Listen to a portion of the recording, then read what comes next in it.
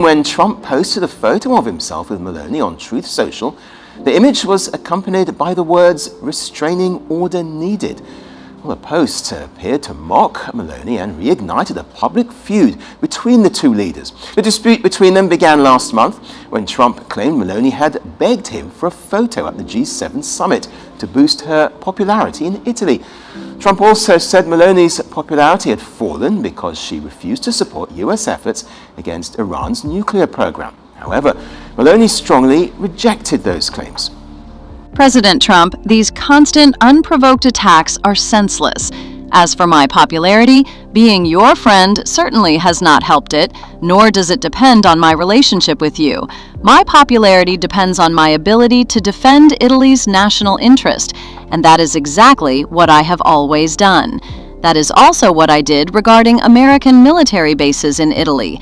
Their use is governed by agreements that we have always respected, and that cannot be violated as long as I am Prime Minister. Italy remains a sovereign nation. In any case, my popularity is none of your concern. I suggest you focus on yours. Meloni remains a major force in Italian politics. Recent surveys show her right-wing Brothers of Italy party is still the country's most popular party. However, her personal approval ratings have declined from the highs recorded when she first took office. Well, the feud comes just a day before a key NATO summit in Turkey. The summit will bring together leaders of the 32-member alliance. Defense spending, military cooperation and support for Ukraine will dominate the agenda. Trump is also expected to meet Meloni for the first time since their very public falling out. Meanwhile, Trump has also been critical of NATO itself. He says the United States spends far more on the alliance than other members and does not receive enough in return.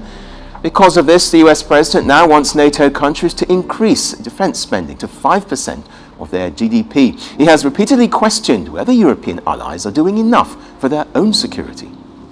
One thing we're very disappointed, I'll say it publicly, we're very disappointed with NATO because NATO has done absolutely nothing.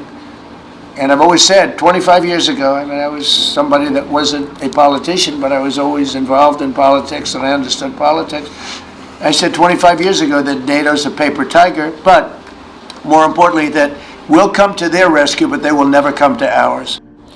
And the war in Iran is expected to hang over the summit. Trump remains frustrated that many NATO allies did not fully back the US-Israeli campaign. NATO chief Mark Rutte has been trying to ease tensions. He's highlighted growing European defense spending and the support provided by US bases across Europe during the conflict.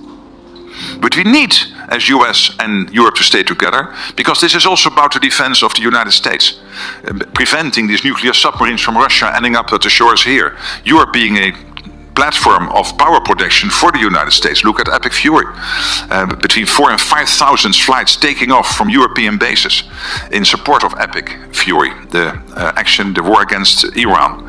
And of course, it provides the US with industrial depth, the fact that we work together. So we all have an vested interest. This is NATO 3.0, more European-led, equalizing defense spending, but still with the US firmly rooted in NATO. The summit is also expected to announce a major $75 billion military and financial support package for Ukraine. So for NATO leaders, the goal is straightforward: keep the United States engaged, strengthen European defense, and maintain unity in the face of growing global challenges.